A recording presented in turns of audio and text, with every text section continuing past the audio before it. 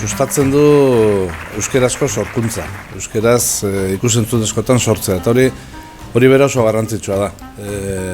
Ikusentzunezkoen konsumoan euskararen kota oso baxua da, hori handitu beharra dago, eta, saiatu behar dugu danon artean eragiten hainbat lekutan, baina beste, sorkuntza behar da, gazteak inkorporatzea sorkuntzara, ikusentzunezkoetan eta inkorporatzea euskeraz.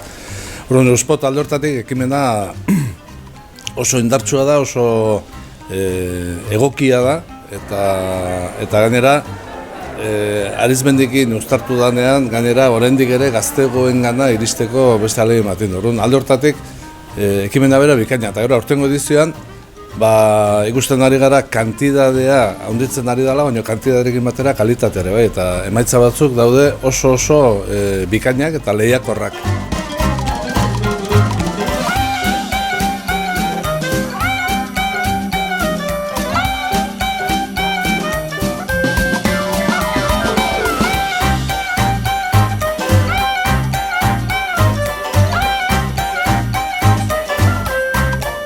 Ditugu zenbat spot orkestu diren, kalitate oso txugunekoak, eta horien artean destakatzea eta irabaztea oso pozgarria.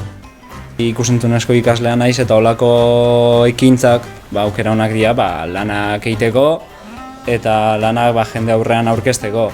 Pixkat hartu nuen ideia bat olan ezberdina, ez dakit, gaia banitun gai hau jorratzeko, baina modu positiboan,